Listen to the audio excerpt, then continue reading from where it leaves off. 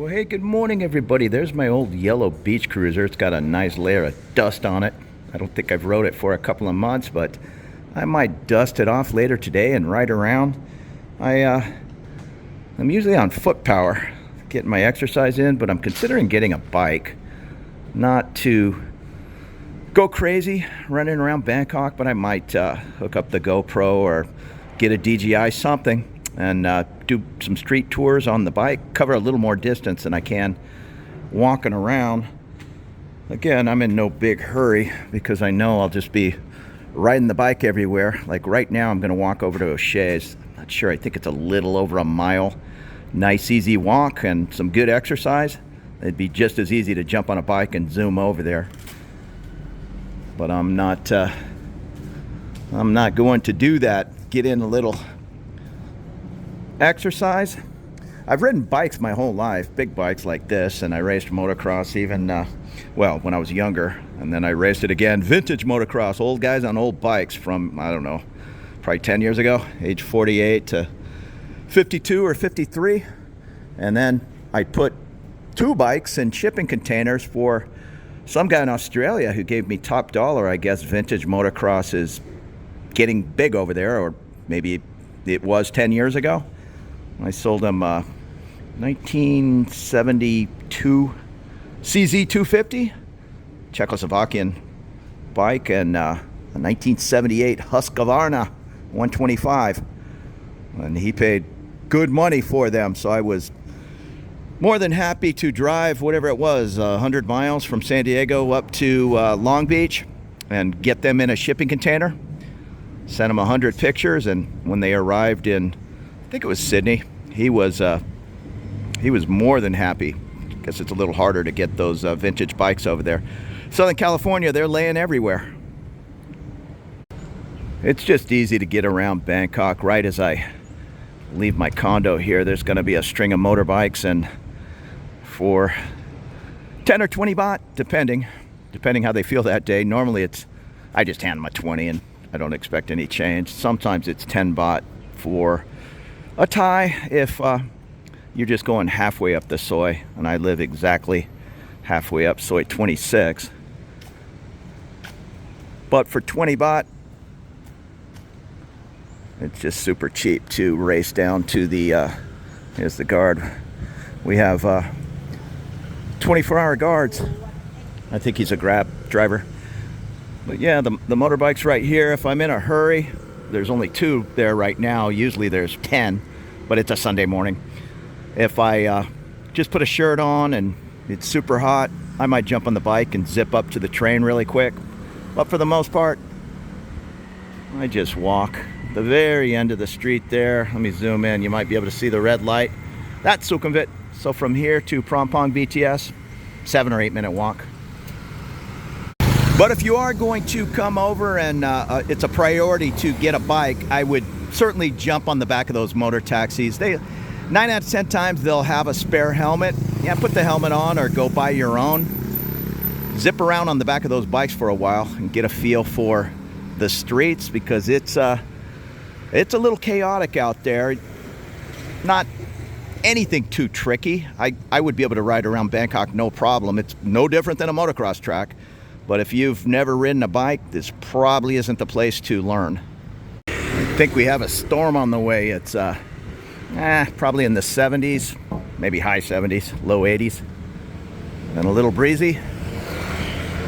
This normally means it's gonna start pouring, but I'm just gonna enjoy the day. If you worry too much about rain in Bangkok, you're gonna be worrying all the time. Also, don't really get too carried away with if this Soi floods or not. Every Soi in Bangkok is gonna flood when it drops 3 inches of rain in 10 hours. There's just no way these gutters are gonna keep up with that kind of flow.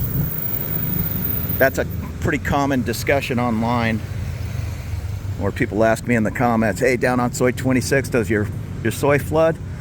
Well, it sure does. It really hasn't flooded once this year, or maybe one time, and it drained away in an hour or two. But last year, probably 20 times would you walk by that motor taxi stand and there's 6-8 inches of water on the ground. Again, there's just no avoiding that. 3-4 inches of rain can only drain away so fast, and if you're gonna try to decide where to live based on a nice dry area, maybe you'll get lucky, but are you gonna stay home 24 hours a day, or are you gonna jump on the train and head up to XYZ stop and then walk through a foot of water as you get off the BTS? There's just no avoiding it. Just put some shower shoes in your backpack and off you go. And I learned that little shower shoes trick years ago. It's probably, I don't know, 2010. I was over visiting and it's pouring rain, and the different business people would just pull their pants, suit pants, and put on some $1 shower shoes and throw the leather shoes in their bag, and off they went. It's getting more and more difficult to flag down a motor taxi. 99% of the guys, well, 100% of the guys with the orange vests on, like this guy, they're just racing up and down the street. Now, even that guy or that guy, if I were to try to flag them down, they're not being rude. They're just going to zip on by. They all have an agreement with the taxi stand that I work at the end of Sukhumvit, or I work at the end of Rama 4, or I work in the middle of Soi 26, and they don't step on each other's feet. Oftentimes, now this guy, he has a customer. When he takes her up to the condo, he's going to deadhead back. He's not going to pick somebody up who's flagging him down. I know it doesn't make a lot of sense, but that's just how it goes. If you want to be picked up in the middle of a block somewhere, you're going to have to use the Grab or Bolt app. Now, sometimes a guy in a orange vest will come pick you up because he's sitting at the taxi stand and it's kind of a slow period, so they'll jump on Grab or Bolt. The other thing you don't want to ask is those motor taxis right in front of my condo. They just want to stay here on Sukhumvit 26. They don't want to take you to Terminal 21. They'll do it, but they'll probably say something like 100 baht, when on Grab or Bolt it's probably 39 baht. Because the guy on Bolt, he's going to be able to pick up another customer at Terminal 21, and this guy's going to have to deadhead back to the taxi stand. What's going on here? The old St. James Hotel is now the Journey Hub. I don't think the hotel is open yet, but right here they had a menu out. What is this, 40 baht an hour for motorcycles, 100 baht an hour for cars? Huh, good to know. If you'd like to come down to John's Bar here, Queen Bee, parking sometimes is an issue, and I know some people used to park at the Doubletree Hotel here, so I don't know, 100 baht an hour. If that's a better deal, maybe look into that. Hello. Saw my friend across the street.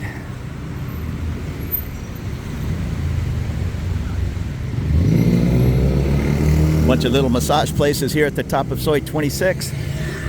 The Paradise 26 Massage, Don Quixote. Check out Rung Run, not far from Prong Pong BTS. 5-minute walk, if not less. I'm walking up Soi 24 and a half. This is a pretty notorious alley for all the ladies sitting in front of well, this used to be, what was it, Angel? It's now closed since the earthquake. I'm not sure if they had a little damage or what. There's Rose. And this used to be Snow White, I think. Now it's, however you say that, D-O-P-U, dope you. And there's a couple ladies sitting up front there, so I'm going to go ahead and put this camera down.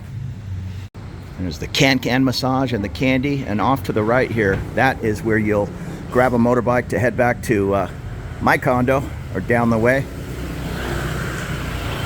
And this is where they'll also drop you off. If you ask to go to the BTS, it's just a 1-minute walk to the left. They'll oftentimes ask 30 baht. So just go from one motor taxi stand to the other. And it looks like this December we're getting the SEA games. Asian Athletics to Bangkok. That, I believe, is Move Me. Boone loves those electric tuk-tuks. There's a motorbike going the wrong way, so don't be surprised if a bike's going the wrong way up here on the sidewalk.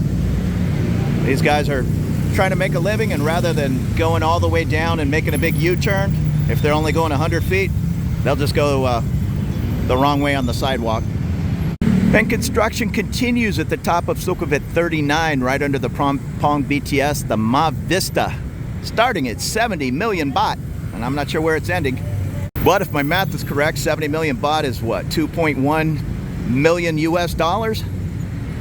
Well, that's going to be a deluxe outfit. And I'm using the train station at Phrom Phong to get up and over busy Sukhumvit. And the first thing you'll notice when you're running around the busiest part of Bangkok, there's just zero honking. Everybody's kind of jockeying around for position, but in a nice, polite way. You go to India or Vietnam and just the noise pollution drives me crazy.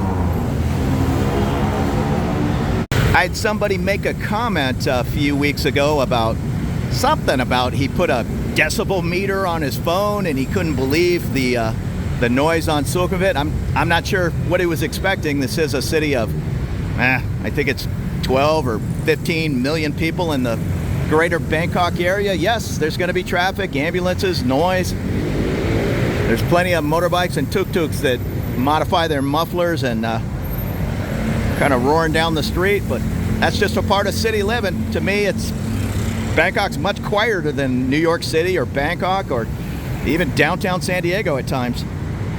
I think sometimes people come from a smaller city in the US or UK, Australia, and maybe it's their first time hanging out in a large area. Maybe they go to Sydney once in a while and they hate it, yet they think moving to Bangkok's a good idea. I'm not sure, but for me, I love the city life. And really the great thing about Bangkok is you just need to get not even a mile off of Sukhumvit or Ramapur, Phetchaburi, all the major streets, and it's super, super mellow. And just getting our bearings, I'm walking under the Phrom Phong BTS. That's the Emporium Mall. And just off to the right is Benjasiri Park. It's about 11 acres. Basketball courts, volleyball, little skateboard park. There's a swimming pool. I believe you have to join the Klong Tui Boys Club or something like that. And then you pay a small fee every time you want to swim some laps, but it's a half Olympic size, pretty nice. And over my right shoulder is the Emcortier Mall. And there we see all that greenery under the BTS tracks. That's the walkway that leads down to the newish, maybe a year and a half, Sphere Mall. And you'll find the IKEA. And I made my way up to Sukhumvit Soi 33/1, the Robin Hood's on the right. Take a right turn there. And just a short distance, not even a minute walk up the way, is one of my favorite pubs, O'Shea's. Robin Hood's fun, but O'Shea's has always been my go-to spot. And their sister property down the way, the Royal Oak. I'll head down there once in a while. Some of the servers in O'Shea's have gone down to Royal Oak and they're friends of mine. So I'll go down and have a beer. You can come in on Sunday morning and watch all the live UFC. Sometimes it's playing Saturday in the US. They're watching some kind of rugby or football. But I am getting the 200 baht, pick 7 items out of 16 breakfast special. I always get a large pineapple. I know it's sweet, but I love this pineapple. You get a free small juice, coffee, tea with that 200 baht. You can double up on items, so I doubled up on bacon. They have some of the best bacon in town. It's kind of hard to find that thick cut, they call it streaky bacon. So that is looking pretty good for less than $6 US. Again, I doubled up on the bacon and ham. I'm feeling a little bit like a carnivore this morning. Some sauteed potatoes, toast, and I got an extra juice. Come on down to O'Shea's. I believe it's from opening, which I think it's 7 in the morning.